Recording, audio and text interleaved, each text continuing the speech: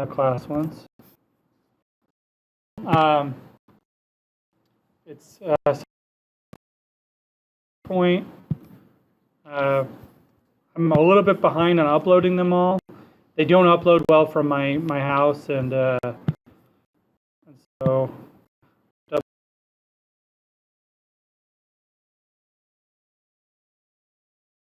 I'm trying to put the links up, but even if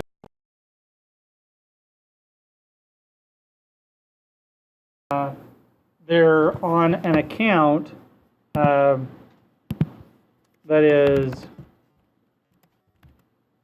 so, you know, .gmail or at gmail.com. They're at a, what do you call it? That's the Google account that these get published to, is ghy.gis. So you can follow that. I don't know exactly how you do that on YouTube, but it works somehow. Here's all the listings. So we've got meeting 1 up there, meeting 2 up there, and meeting 1. And meeting 3 is uploading right now, so hopefully it'll be uploaded by the time class ends. So those are the lectures. For the graduate students, the same place where I've been sharing the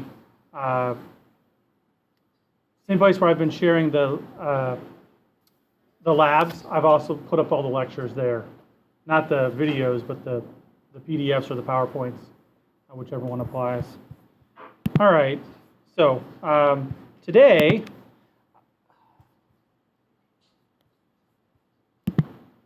one more internet connection. The internet just stopped working. Oh, now it came back for a second.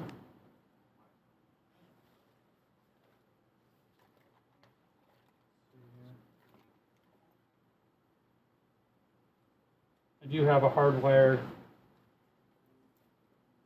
connection in here somewhere. Okay, it came back. Let me turn this down. Okay. All right.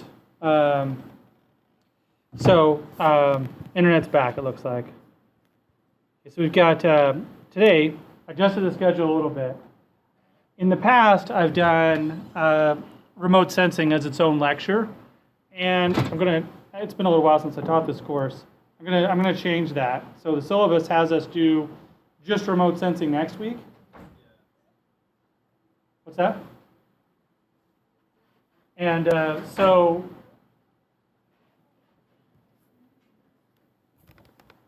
you guys aren't seeing the right PC. Okay, now you're seeing the right PC down on the coast. So we've done just remote sensing next week. What I'm going to do is I condense that down pretty tight, and we're going to cover remote sensing, and we're going to cover GPS. We're going to do both of those today, so we can spend a little bit more time on tables, so it won't get so overwhelming when we talk about attribute data. We'll spend that over 2 weeks, and so we're going to talk about existing digital data sources next week and table functions the week after that. I think that'll be less hard material presented in 1 week. The reason why I don't think we need to cover remote sensing that hard is because we have a whole course in remote sensing, and so we're not going to talk about it as much. Okay, so today we're going to cover 3 topics. First, we're going to cover the topic that we kind of didn't get to last week, and this will actually be the topic for the lab. I found a different presentation rather than using the one that I was going to use. So from last week's slides, there's one we didn't cover. This one covers the same material but in a slightly different fashion. And so we're going to cover georectification first. We're going to cover GPS second, and then we're going to go into remote sensing. And they all kind of tie together because lots of times when we do remote sensing, we get images, right? So that's what happens. That's the byproduct. That's the result. Is when we either fly an airplane or a drone or collect satellite data, we get an image of the Earth. Well, that image of the Earth, we want to turn that into map data. We're going to turn that into data we can ingest into our GIS. And one of the processes for doing that, or one of the things that needs to happen, is that image needs to be adjusted and placed into its proper geographic position in order to gather GIS data off of that image. Okay? Let's say we want to make a layer of all the ponds. Well, we don't know where those ponds are, where their coordinates are, until we take the image and put it where it's supposed to be in geographic space. That's georectification. Okay? Sometimes we can use existing data to tie our image into real-world coordinates, or sometimes we find those coordinates by going out into the field and using a GPS device to collect those coordinates. So that's how they're all related, and I think that they're covered well together. Okay. All right, so the first one here, which is the smallest one, georectification. Like I said, this one's going to be the subject of the lab today, so you get some more practice with this.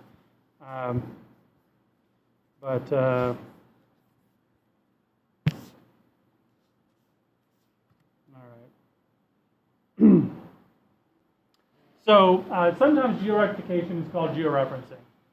The book might call it that. They're interchangeable words. I.e., actually I don't know exactly what it means in Latin, but the way we use it is, or in other words, lots of times. Georectification, georeferencing. I've kind of already gone over the purpose here, but if you think about an image, you can describe every pixel as being in a certain row or column, right? An image is basically just a bunch of dots once it's turned into a digital file. Okay? You get a bunch of dots, and those dots on the screen are different colors, and together they make a image for you to see. And sometimes we can get those through scanning an existing map, but more and more often we get those through photos. Okay? Photos taken from either airplanes, satellites, or unmanned systems. The trick is to take each of those dots in the image and convert and assign, I guess is a better word to say, assign a real-world coordinate to each dot. In other words, get real-world space, a coordinate attached to that from either a map projection or a latitude-longitude. More often than not, it's easier to use a map projection because, like I said, the issues with using latitude and longitude is that the distance that a particular unit, so 1 degree changes how much distance it is depending on where you are in the world. And since the pixels are roughly all the same size, it's easier to use a projected system where we can say, okay, the pixels are going to be 1 meter by 1 meter, and we can assign a coordinate to the center of each pixel. So georeferencing is the process of relating coordinates in one space, like this image space, to real-world space or coordinates. Taking this image and figuring out where it is, lining it up to the real world. That's the process of georectification. This process involves finding what we call control points. Control points are places where we know that we can see them in the image and we know their real-world coordinates. So we have to have both of that information. We have to know their location in image space, in other words, where they are in the image, what row and column they are, and we have to know what their real-world coordinate is. So how do we get the image coordinate location? Well, that's easy. We just have to identify them with our eyes. We see the ground control point or the control point in the image. That means it has to be identifiable in the image. A good ground control point is something that is small but highly visible, that can be pinpointed in the image. Oh, I see it right there. Okay, that's one good thing about a ground control point. You can see it well in the image and it's small. Like here we have the intersection of two streets. All right, now, how do we get the real world coordinates? There are basically two ways to get real world coordinates. One way is to use existing data. So in this example, we actually have an existing street that was maybe collected from a different image. And so we can get the map coordinates from the GIS data. In other words, we can say, okay, this is the location that exists in the map, and this is the location that exists on the image, and we get those to line up. Okay? So we create what's called a link table. Here's the pixel coordinates. Maybe I'll do it on here so that later you can see it on the video. Here are the pixel coordinates, and here are the map coordinates. So these are actual, like, probably UTM coordinates. Okay. We'll explain some of the other things briefly, but the image itself has to be warped into place. Okay. Most often, what we do is warp it by changing where it is in space. It's a translation. We warp it by changing the rotation, and we warp it by changing its size. Okay? So there's three different things that what we call a first order polynomial can correct for. In other words, we're taking it, we're moving it around, we're rotating it, and we're stretching it.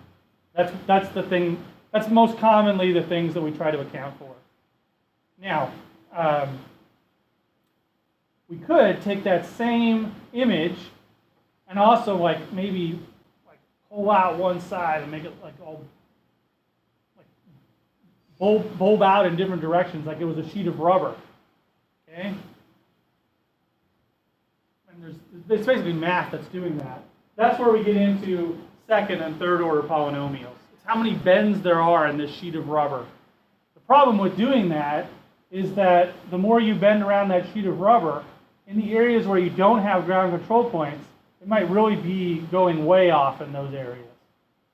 So typically, the lowest order polynomial you can use to do georectification is best. Then the number over here that says total RMSE error is how well it's fitting your image into space using the coordinates you've given it. So it may be that if you give it 3 points, it can't fit all 3 of those points in exactly the same spots that you told it it should be able to, because there's distortions in the image. So it's telling you, giving you an idea of how far off you should expect your data to be. In this case, 15. The units are in meters, so it's 15 meters off. Okay, so a first order polynomial, like I said, it establishes a linear relationship. In other words, it doesn't try to warp the image at all. It's just translation, scale, and rotation. It's basically trying to predict an XY location for every pixel given the model. So it's building a linear relationship, and you can tell this is a linear relationship because there's only a basically an offset and a bias. So each one of these is multiplied by a particular term, the bias, and then there's an offset associated with each one. So there's an offset to predict the x and an offset to predict the y. This is basically just establishing a linear relationship between the points that you established in the image and the points that you established as map coordinates. Right? And the computer does the math to handle that. Okay? So you just go about picking the x and the y locations. So these are the steps. You scan the map, you find links, and you find corresponding control points that exist, that you know where they are in a map projection, and you know where they are in the scanned image. So sometimes you do this from an existing map, sometimes you get those from a GPS. So the next thing you do is select the best least squares model. The lowest order polynomial is the best So if it matches up pretty well with a first order polynomial that's accounting for scale, rotation, and translation, then choose that one. You evaluate the RMSE statistic. So if the RMSE is unacceptable, you reevaluate your control points and you find out if any of those control points am I confident that they are in the exact right spot? Am I off by a street? Like if I'm using streets, did I mess up? Did I get off by a street? If I go back in and all my ground control points are good and I have a lot of confidence in each one, then I might try to go up and choose a higher order polynomial. But when I do that, only the area that is in between ground control points is really going to be acceptable. The other areas are going to get messed up because they're going to get rubber sheeted a lot. Then the last step, after you're satisfied, is to do what we call registering the image. And what this means is that ArcGIS or whatever program you're using will actually output a new raster data set, a new image file. And that new image file will be taking all the coordinates and putting them into geographic space, a UTM projection or whatever projection you've chosen. It'll be putting them all into that space. So it'll be doing the rotation. Now, what you'll actually see the image already moved into place before you do this, but it's just actually playing tricks on your computer screen. It's actually putting it in the right place for you, kind of like holding it there, saying, "Does this look good? Does this look pretty good? Good?" That's what it's doing. And then when you register the image, you're saying, "Okay, that looks good," and you're actually storing a new file in the new geographic space. So you're going to do this today in the lab. All right. So here's digitizing the corresponding ground control points. You identify the same location in both the map and the image. As soon as you do so, ArcGIS will actually move it into place, and it solves the translation problem. In other words, it's moving it into place, but it's still not going to be lined up well. Okay? So those 2 points will coincide once you do one, it solves translation. Once you solve two, it's going to solve both translation and rotation. It's going to rotate it into place, and it's going to look almost lined up. And it'll be nearing being in the proper Cartesian coordinate system. And then finally, once you choose 3, it will solve translation, rotation, and scaling. And then any other ground control points you add are basically making slight corrections, because it's trying to fit all the ground control points you give it as best as possible. So it will not be able to estimate the error until you add a 4th point. Because adding 3 points, it can fit those perfectly. It can put those 3 points in there. 3 points defines a plane in space. So it can fit all 3 of those points you give it, because all it has to do is translate, rotation, scale. So at this point, there's no error. It can fit those 3 points in perfectly.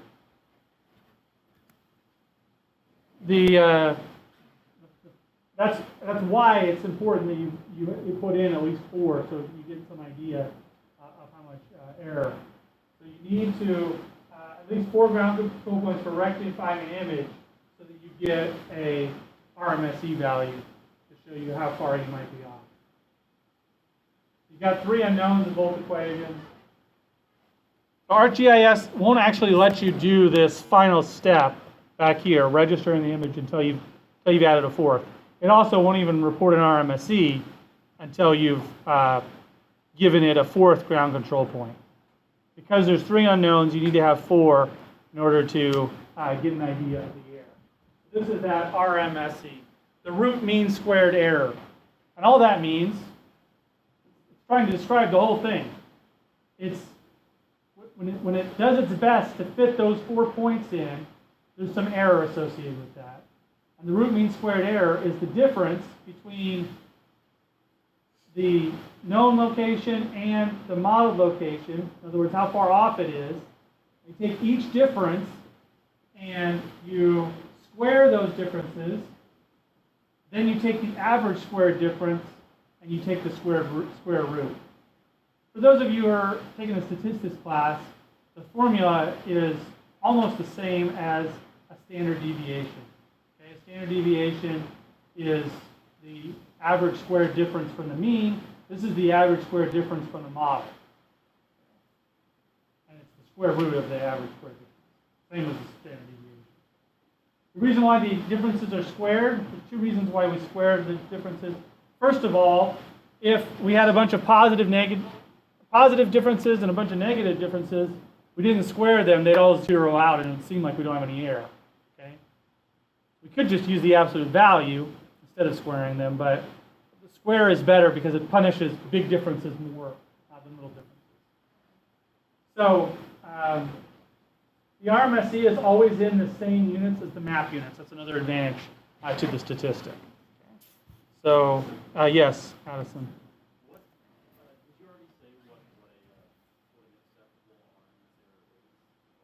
Okay, that's a great question. So what's an acceptable RMSE? Well, it depends on your project.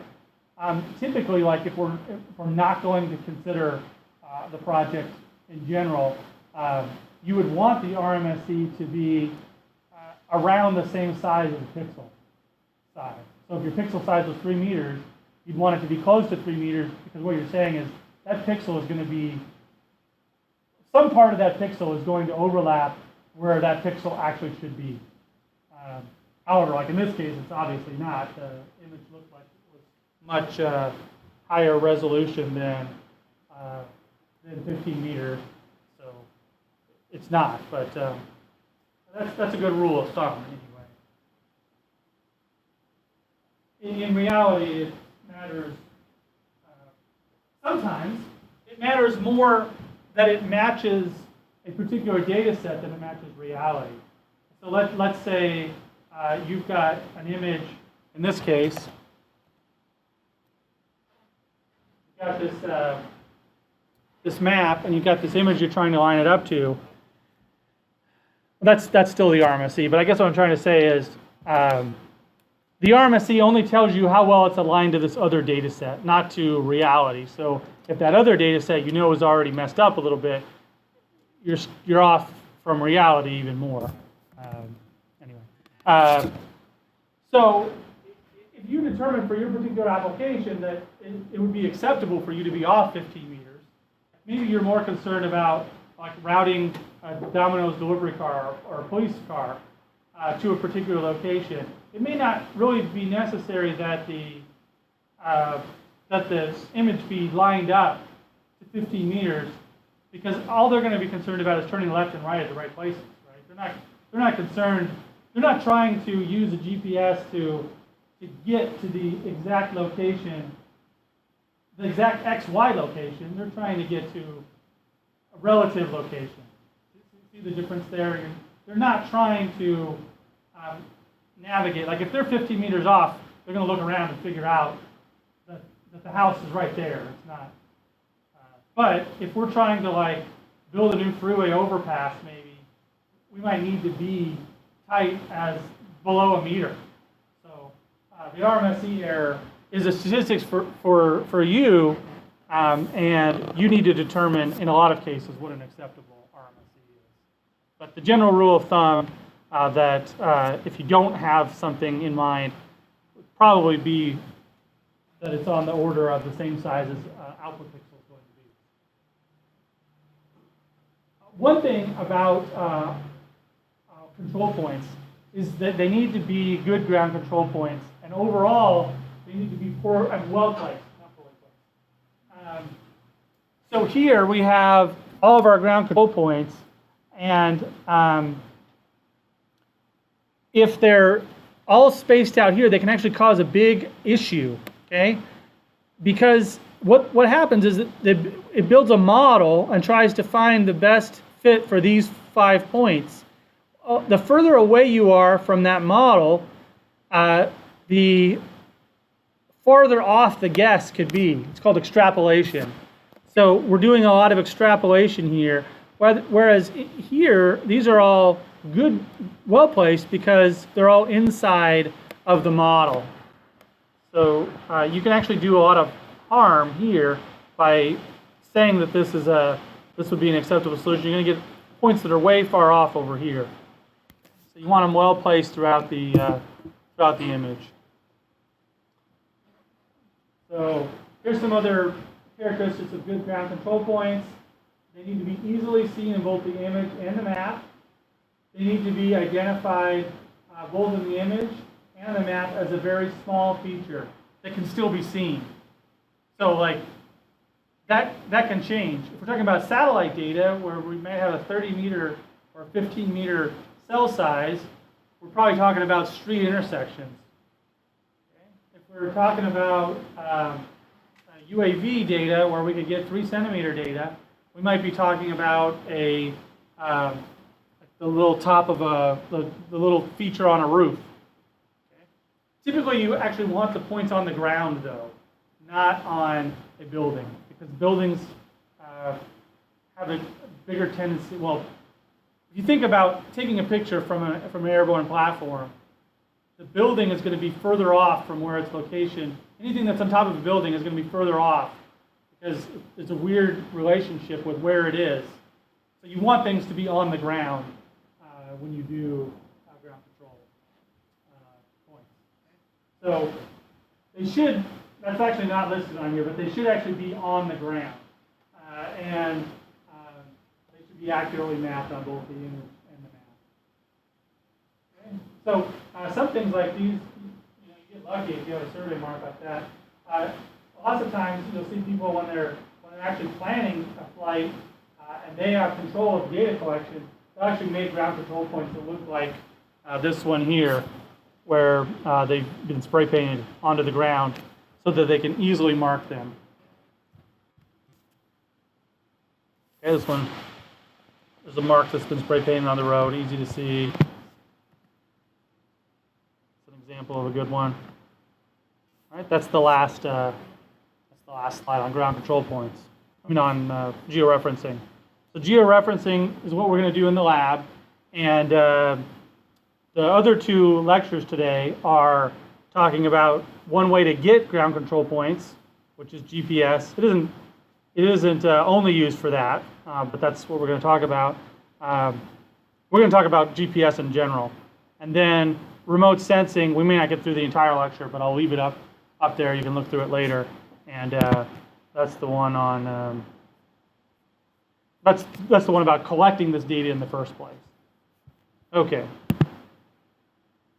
So here is GPS. Now we say GPS, but GPS is actually no longer the only satellite system that does referencing in the world. So there are other systems out there, GNSS, Galileo, there's a few other systems out there that allow referencing, but they all work in the same way. We're going to use the umbrella term GPS, but there are other systems out there, and in fact, most what we call GPS receivers today will actually take into account messages from a number of these systems. So anyway, we're going to talk about the global positioning system and some components of its operation. This is one of the chapters in your book too as well. All right. This is related to very old technologies about finding our location. Here, finding our location based on celestial objects. So you could think about this global positioning system as a system that puts up artificial celestial objects that know their location, and they are broadcasting messages down to Earth, and the receiver collects these messages and uses that information about where those satellites are and the distance from those satellites to find the location of the receiver. That's what this is doing. All right, so these are a few of the global navigation satellite systems. That's what GNS stands for. So ours is called GPS, the Global Positioning System. Early, it was also referred to as NAVSTAR, and it's been around since the early 1980s. Galileo is a European Union project that will be fully complete, hopefully, by later on this decade. And then GLONASS is the Russian satellite system that came online fully in 2012, but it's been planned since starting in 1993. Okay? There are some other systems under development, and I don't know exactly the history of all of those, but it's always nice to have more satellites up there telling us where we are. I can imagine. Okay, so our global positioning system, really, they all work doing roughly the same concept. Not even roughly. They all work under the same concept or idea, that there are a number of global positioning satellites orbiting the Earth. 27, actually, to be exact. And there can be more. There can be as little as 24 for the system to, on average, have enough for you to get your position almost anywhere on Earth. Okay, but there's always a couple extras that they have in place so that the coverage is more complete, and if one goes down, we still have a way to reference our position. So these satellites are actually transmitting a signal all the time. Okay? So here's where they are in orbit. GPS, the GNS, the GLONASS are all roughly the same distance from the Earth. Okay? When I say roughly, in this case, I mean more roughly than I did with the last time I used that word. Okay, it's transmitted down to Earth, and we can think of the GPS as having two segments. The user segment, which is everything, including people using it for commercial purposes versus people that are using it for military purposes, us that are using it for civilian or even recreational purposes, the users. And then the control segment, that part is operated by the government, specifically by the Department of Defense, that controls the satellites and puts the software that runs on the systems into place and that. So here's a picture of a global positioning satellite. It's not huge, but bigger than I could put my arm around. Okay, so here it says 30 satellites. I said 27. I don't know exactly how many there are right now, but it needs 24 to operate. In practice, there are, I guess, somewhere between 27 and 30 at the same time. There are 6 orbital planes, though. In other words, there are 6 orbits that they are on, and so they're spaced along the orbital plane. And the idea is that you always have at least 40 in the sky, 4 in the sky over your head at a particular time. And you need 4 in order to calculate your position and know anything about the air. Okay? So a GPS system won't report your location unless it gets signals from 4 satellites. Now, in practice, you usually get 8, and sometimes even more than 8 during most times. And that's more than enough to get your position. Okay, let's skip that summary of the satellites. The control segment consists of a number of locations that are all either U.S. or British military bases, like the Diego Garcia, the British military base in the Indian Ocean, and so on, that can be in contact with any of the satellites at any time. So there's enough of these control stations that can be operating and interfacing with all of the satellites at any particular time. They're spaced throughout the Earth for that reason, around the globe. Okay, GLONASS is similar. It has 46 ground stations on Russian territory, and then a number of other ones spaced throughout the world so that it can also communicate with the satellites at any particular time.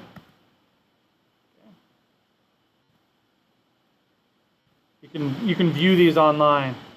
When I first started teaching this class, GPS was something that we would have these little GPS units. You can still buy GPS units that look like this, right? So, but nowadays you can download an app on your phone that works as well as something like this. It might not have the map for it. It's something as well. I should point like this.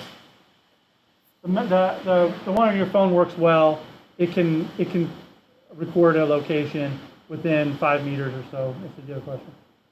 Sorry, I thought I saw a hand. Sorry, I didn't mean to spot. Okay, so but there are also devices still like this on the left one that will allow for you to enter your data right into a GPS system. A GIS system, enter attributes and things like that. So that's what this one's for. Also, this one does have equipment on it to get a better signal from the satellites to tie down your position further.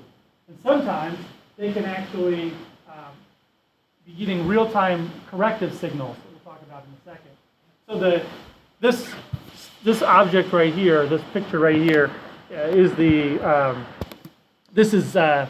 we have one of these. The department owns one of these, and we use it for collecting data. And it can get down on the order of 2 to 5 centimeters in terms of its accuracy, depending on whether or not you use the signals right from the satellite or you correct them in some fashion that we'll discuss here.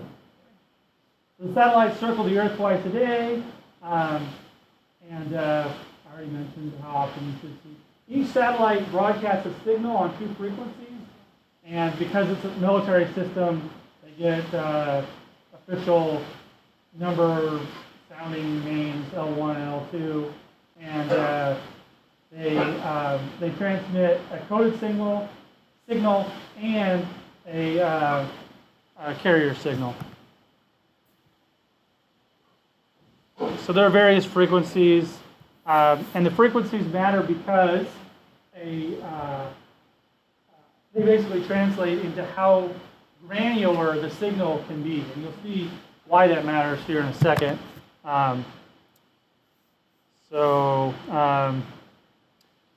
There's basically, this is an important part of this slide, there's a course acquisition mode that has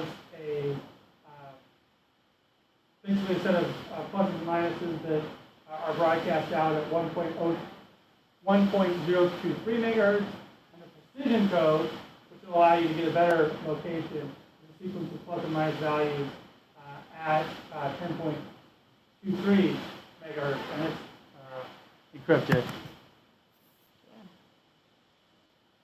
In addition to the message that's sent out by these satellites, there's also an almanac that's sent out, and specifically an ephemeris that gives information about the health of each satellite, the clock corrections, and this is what allows the GPS receiver to accurately calculate the position of the broadcasting satellite. Okay, so how does it all work?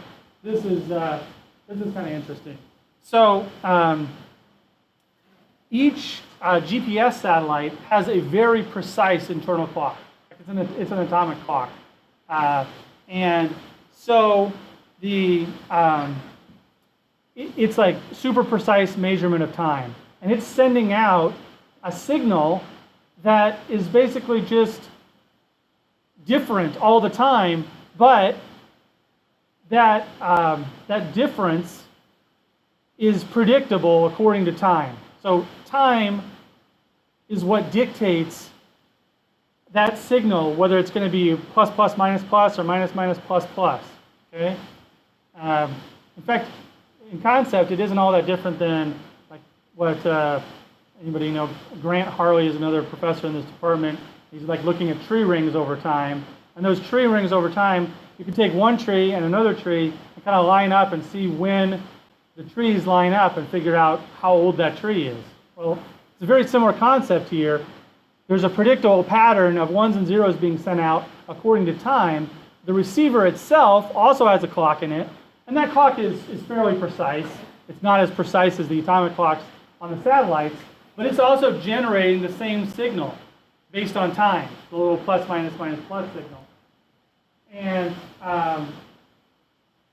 so what happens is that it basically lines up those two signals and says, okay, well, this satellite signal was generated at this time, and I received it, if I line it up, I received it at this time.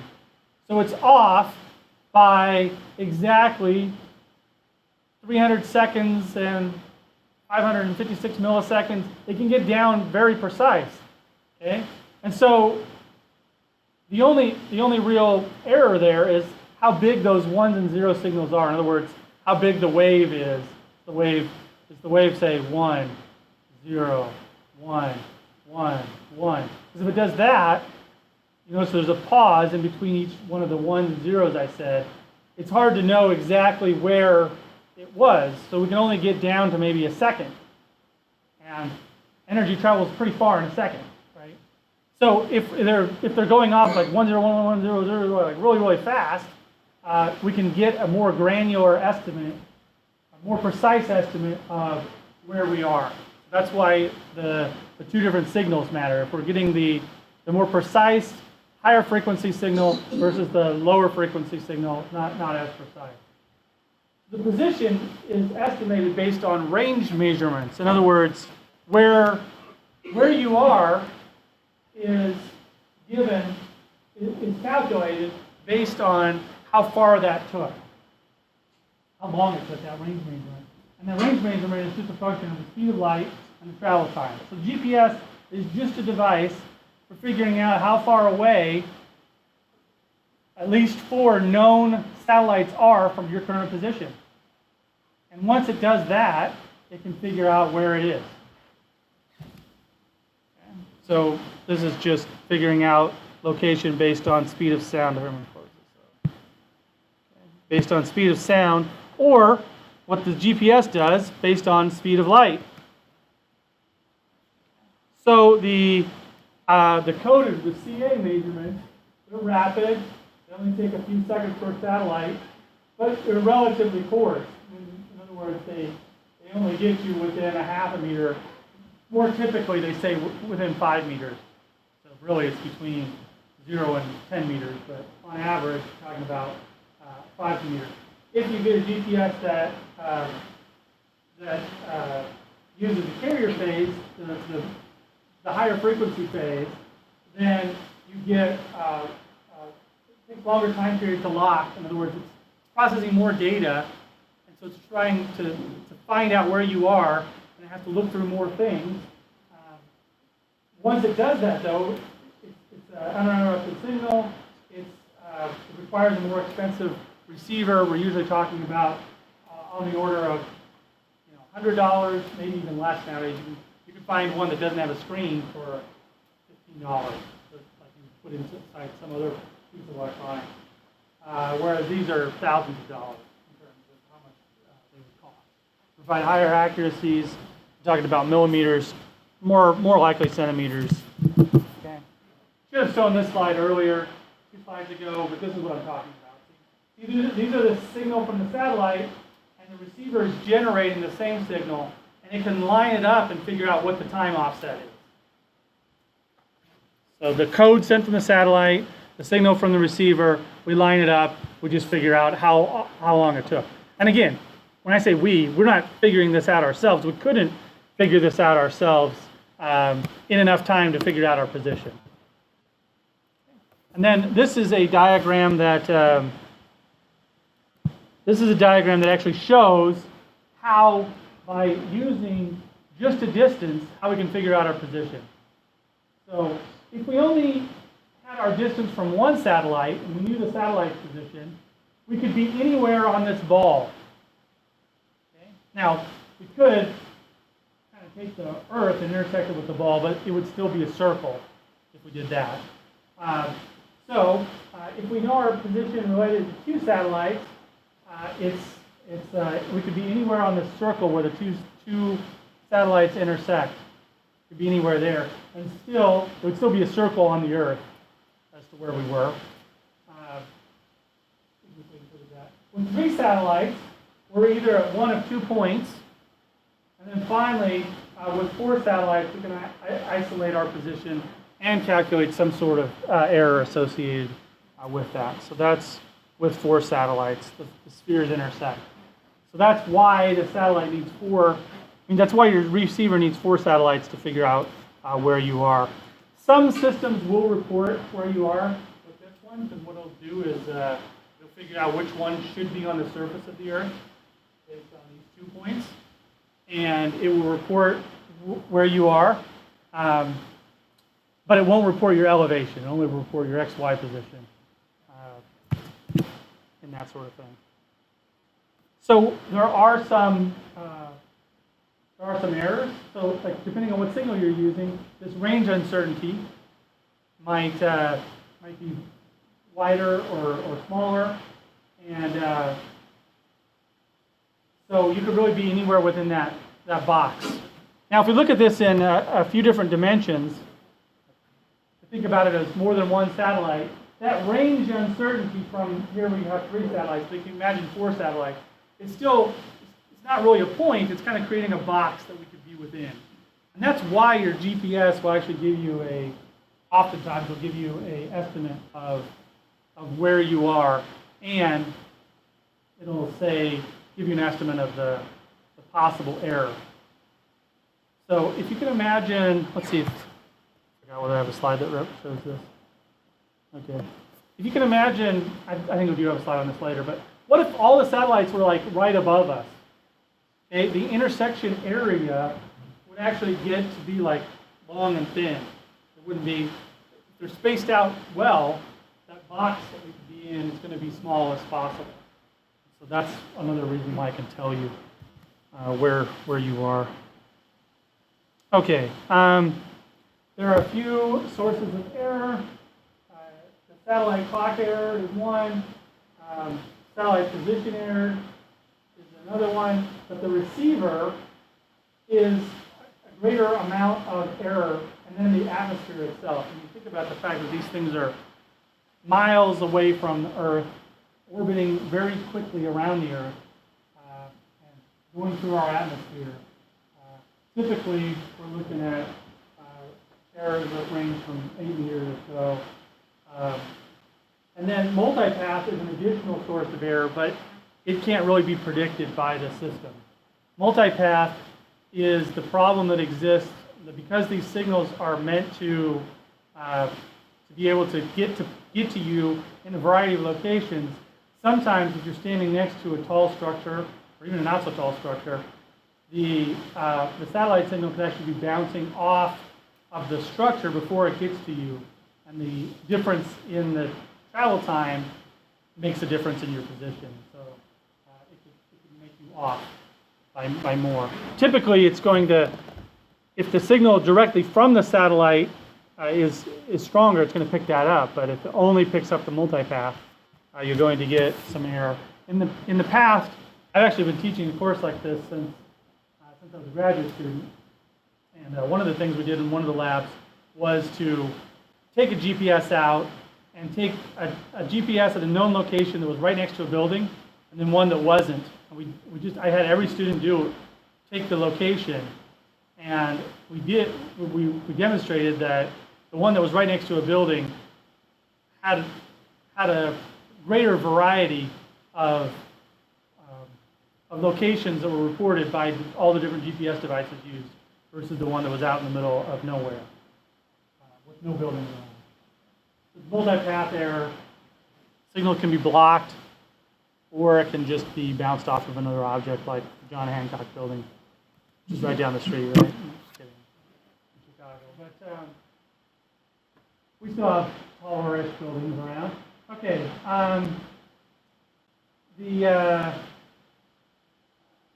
Out west, a lot of times you get the problem where you get big mountains. Big mountains just prevent the satellites from even getting through. Actually remember doing a lab, a GPS lab as an undergraduate. I had to go walk a mountain trail next to the side of a mountain and GPS it in. And this was like 20 years ago. And so the GPS was like always running out of batteries, and it was a nightmare. It was cold. This was Utah, side of the mountain. I brought my fiance with me, and we had to do it 3 times. Wasn't very fun, but we got it GPSed in. All right. So the phenomena, your error bubbles, if all the satellites are above you, your error bubbles kind of intersect in a way to make a very large area of uncertainty. This is called PDOP. Okay? Your PDOP is high because all the satellites are near each other, and the GPS system will actually be able to report this to you. So there are like unmanned aerial systems nowadays that use the GPS to navigate, right? And lots of times they're set so that they don't even take off if they've got a high PDOP value. And they wait until they get satellites that are farther enough away so they have a smaller area of uncertainty. So that's what your PDOP does. And oftentimes, if you're actually in a professional job, you'll record the position along with the PDOP so that you have an idea of how far off you are. So typically they range from 2 to 10, but they can go as low as 1. And really, in practice, you want them to be lower than 3. Lower PDOPs are better because they represent wider satellites. Okay. So here's an example of, we've got, on one axis we've got error in meters, and on the other axis we have the percent of observations, and looking at different positional errors. So the mean error for this PDA based, when this book was first written, the latest release was pretty early, but having a GPS in a handheld device is what this is talking about. A personal digital assistant based GPS. Pretty wide variety of errors. This would be similar to a smartphone GPS today. Okay. Another one. This is this is an open field. This is under a canopy, and you can see how much more error there is associated with being under a canopy, or you'd see something similar if you were next to a building. This is comparing different GPS devices and their accuracy. This is just like a handheld Garmin that was on the slides earlier. These are all Trimble models. We have a Trimble GHY 6000. Okay? And we can't post-process it to get it down below 1 meter in terms of its accuracy.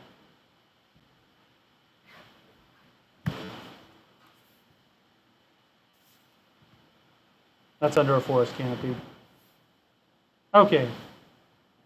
One other concept in GPS before we move on to the imagery. This concept is referred to as differential correction. Differential correction is a method that requires 2 GPS receivers. In other words, there is a GPS receiver that you're using, same as in the situation we just talked about, and you have another unit that's set up over a known position. We refer to that as a base. Okay? And that base station collects data simultaneously. And what it does is it calculates the difference between the known position and the position that the GPS system is recording. And the difference is used to correct the roving receiver. So differential position. So the method that the roving receiver gets to correct itself can be different. Okay? But in either case, we've got our known position we've got our error. Over here, so it shows up on the video. We've got our known position, we've got our error, and then we take the roving position and we correct it by basically the inverse of the error, and that's the location of the corrected position. The reason why this works is that the error in a GPS system is very spatially autocorrelated. In other words, the atmosphere, the clock errors, all those things that are causing problems to one GPS receiver are going to be causing the same sort of problems in a nearby GPS receiver. They're going to have the same atmosphere to deal with. Since they're looking at the same satellites, they're going to be dealing with the same clock errors and everything else. Does that make sense? As you get further away from that satellite receiver and it starts using different satellites, the atmosphere is significantly different, the corrections are going to be off. So if we're like 10 miles away, it's acceptable. 20, 30, 40, 50 miles away, we're starting to get a marginal. 100 miles away, it's going to do a little bit of, it's going to make it a little bit better. People studied this, but it's not going to be nearly as good as if your base station was close by, within 10 or 20 miles. All right? So that's how differential correction works. Now there are two types. One way is to do it post-process. In other words, you set up your base station, or in most places in the United States, there's a base station network that already exists out there. So you set up, you collect your data and you go and you post-process it using the base station data, whether it's an existing base station network or one that you set up. Okay? And there are basically special software, like Trimble sells privileges to access this system built right into their software. So if you buy a Trimble system that's a survey grade system, it will have the ability to do this, to do this post-processing correction. Okay? And that's actually higher, people don't realize that. This is actually higher accuracy than the second one, which is real-time differential correction. Real-time differential correction means that in the field, you've got a radio link to the base station, and your values that you're recording as you're walking around or as your GPS is doing its job are corrected right there in the field. And there's some advantages to that. For example, if you're trying to do very precise navigation, like with a drone or an unmanned aerial system, maybe like Amazon would want to use something like this, so they could actually have it fly down to an exact location within a meter, okay, rather than using the default system, which is going to get them to 5 to 10 meters. Okay, so that's real-time differential correction. Requires a radio link. It's not quite as, when it says lower accuracy, it's still much higher accuracy than not being corrected, but it's lower accuracy than post-processing it. And it does require a radio link, so it requires more expensive equipment. So here it's better, it says it better. Slightly lower accuracy with real-time differential correction, but much better location while in the field, and it does require a radio link. At the time the book was printed, that was typically an FM transmitter and receiver.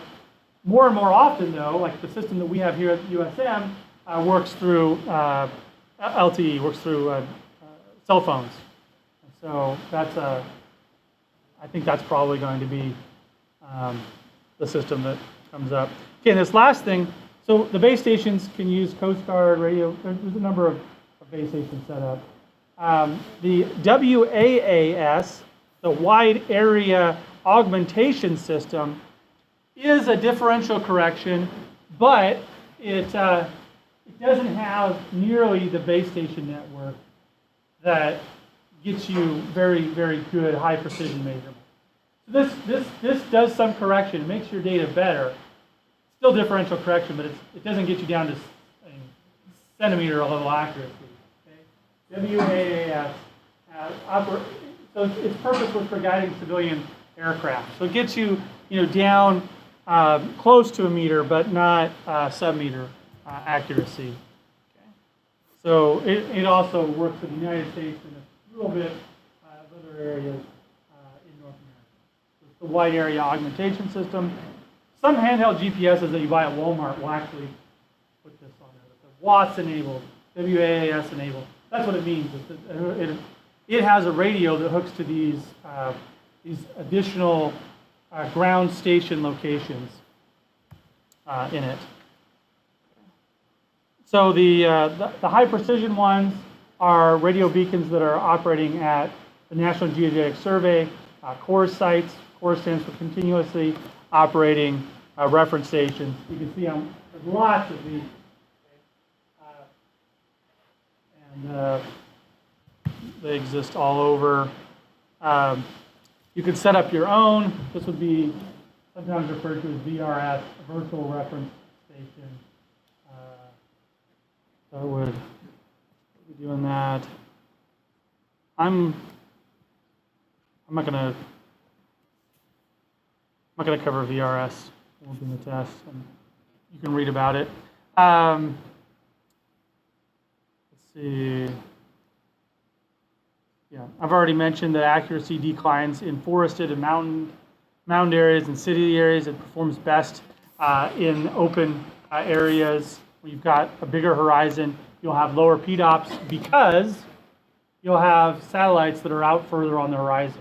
I mean, even if I was right here and there was a satellite right on the other side of Johnson Science, even if I was on the roof where I could get better reception, if there was a satellite right on the side of Johnson Science Tower and I was getting a high PDOP, if I just moved out to a position where I could see, or I couldn't see the satellite, it's way out in space, but where the satellite could send me a signal, I would get a much lower PDOP just walking out past that location. Okay. There are multiple systems that will actually read both GPS and GLONASS satellites and use both of them to get you a better idea of where you are, what your position is. There are all sorts of applications. We've mentioned georeferencing images. That's a big one. But all sorts of tracking applications can utilize GPS. A GPS is one of the enabling technologies for things like LiDAR, for unmanned aerial systems, for tracking airplanes, and even for navigating our cars. We all know this. This is basically a autonomous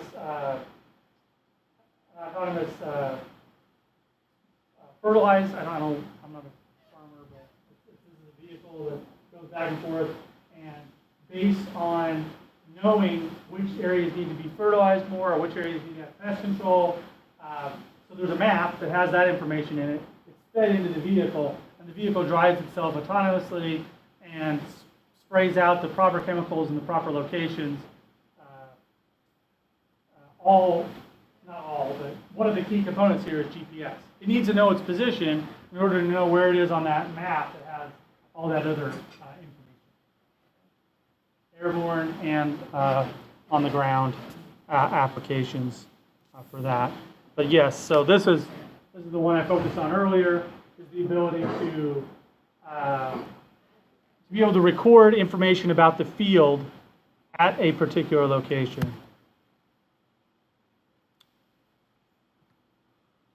All right. This is an older Windows system, Windows CE, but ArcPad is the ESRI product that's running on this Windows CE. Now they also have these things that run on tablets. I should update the slide here, but you can get a tablet that will allow it to go right into a ESRI shapefile or an ESRI geodatabase and store that information instantly. So it's a GPS combined with an input device, an in-the-field input device. So direct input of data in the field.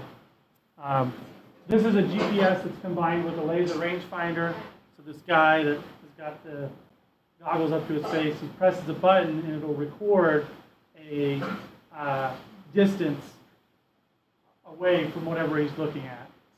So we can then opt to record the location at the end of the laser beam rather than the location that he's at, because that's That's an offset of a direction and a distance.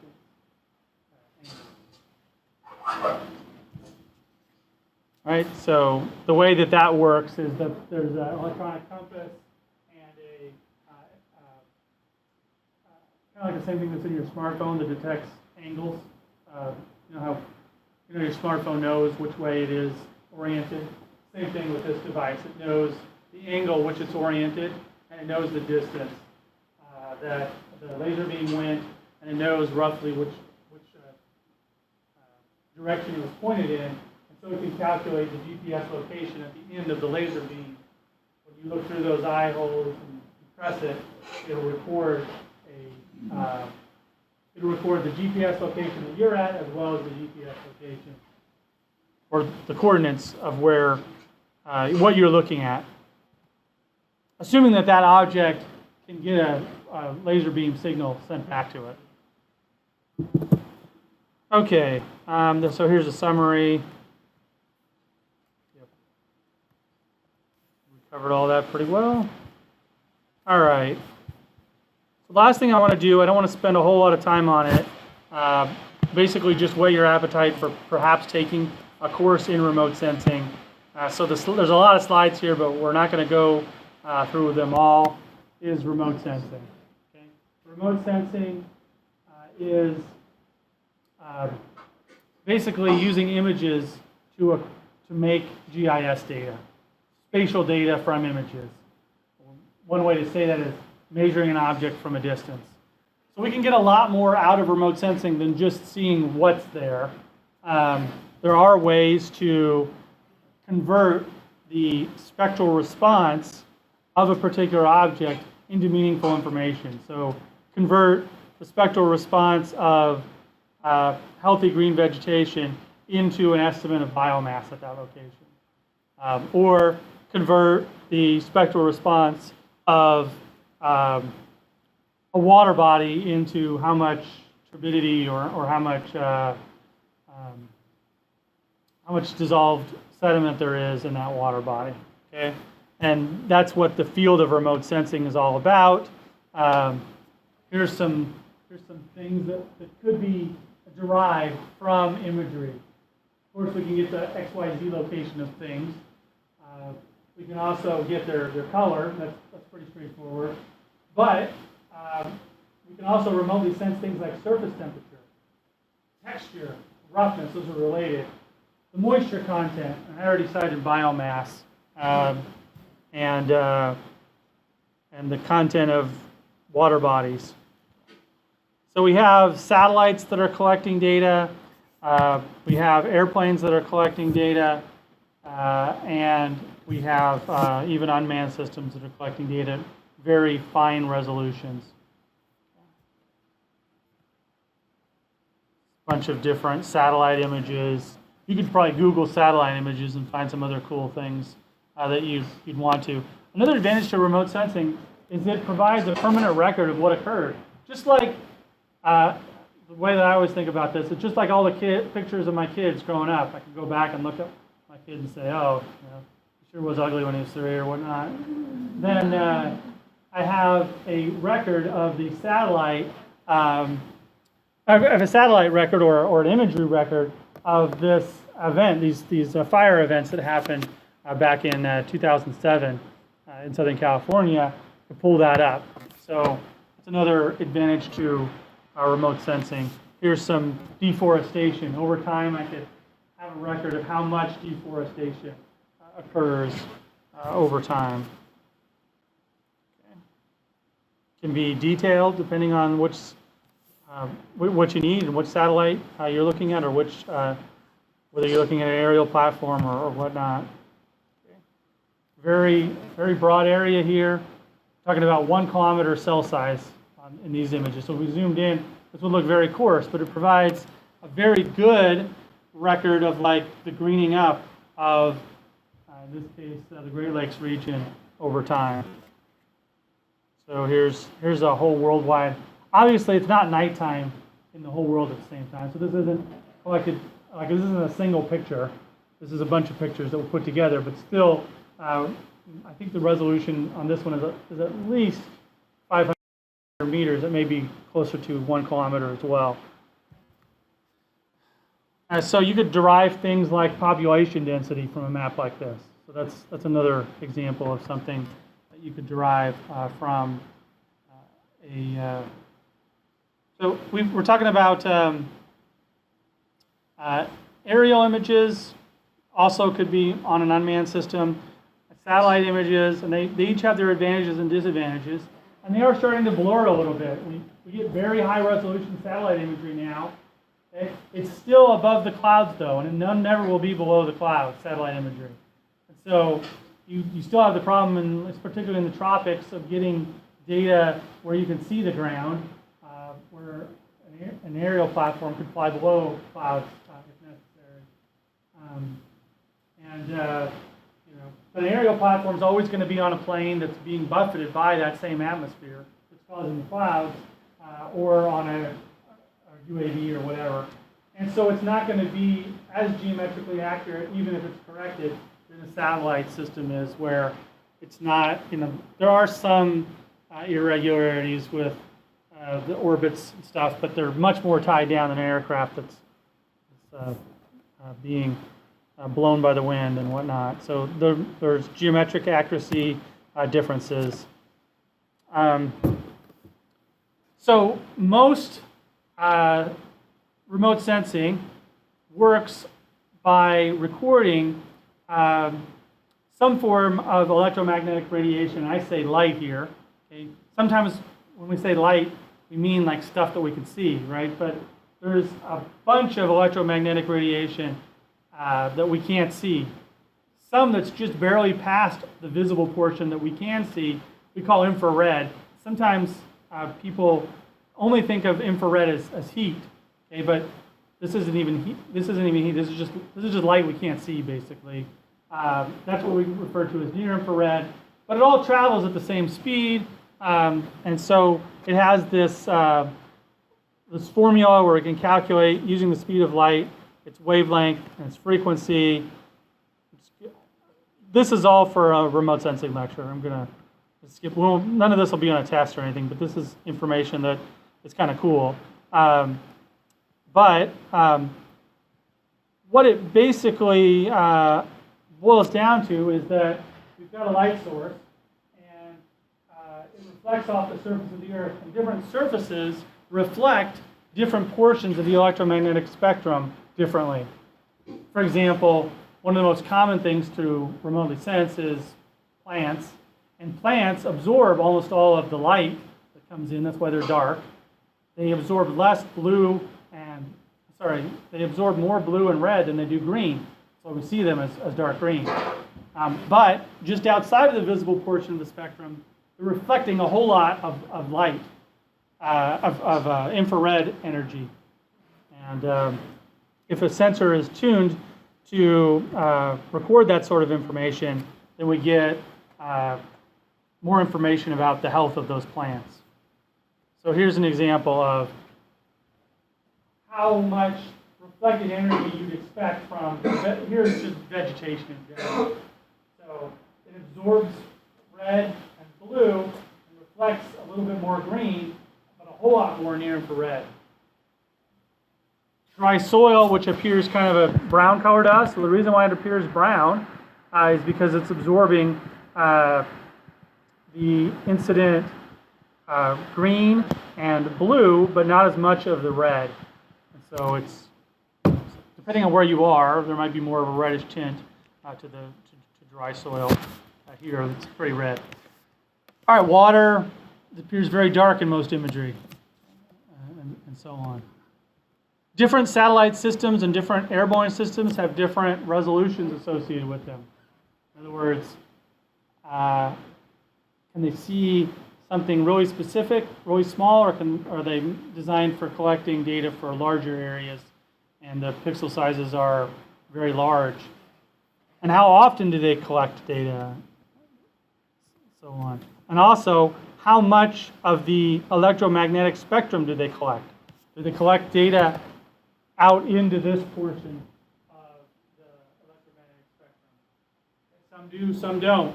And if you're trying to remotely sense vegetation, it's very helpful to have some information about how much near-infrared energy they reflected. Okay.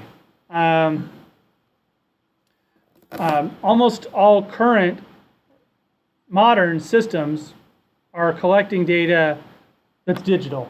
And so what you might see is, like, let's say they're collecting just in the visible portion of the spectrum, red, green, and blue.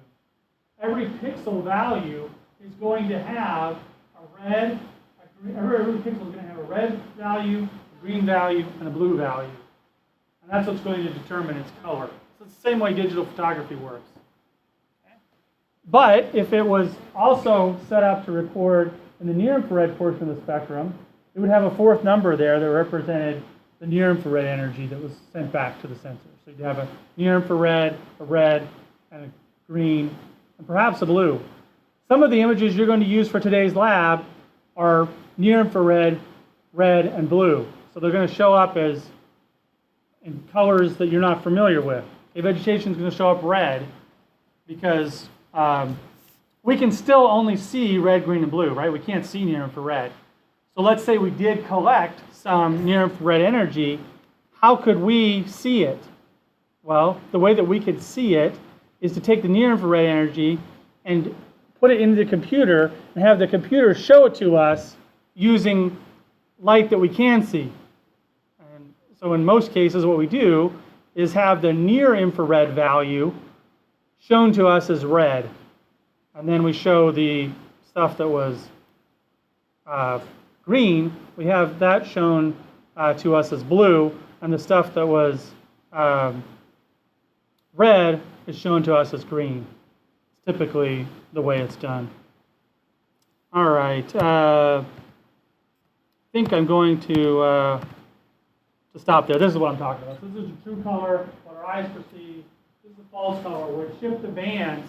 We shift the colors that we can, we shift the information that was received by the satellite into the colors that we can see. So here, near-infrared is being shown as red. We basically just shifted everything one over. We see things that we couldn't normally see. That's how we have to do it. There's no other way for us to see into the near-infrared portion of the spectrum, rather than change our eyes, which is impossible. So the way that we do it is say, okay, well, show me near-infrared as red, show me red as green, and show me green as blue. And I'll just pretend that I no longer see blue. Okay, I only see those three colors. Because I can only see three things. There's only three color primaries for me to see. We could display each band like next to each other. We could have the near-infrared, we could display it as monochromatic, we could display the red, and we could display the blue and the green, all monochromatic. So we could have them all displayed next to each other. That's possible. But there's no way to mix them. All right, that's where I'm going to stop. Okay, let's take a 10-minute break, and I'm going to go around and GHY here. GHY's not here yet, but I'm going to go around and fix everybody's computer, and then I'm going to introduce the lab really quickly, and GHY's going to take over. You have to leave a little bit. I have to leave fairly early today.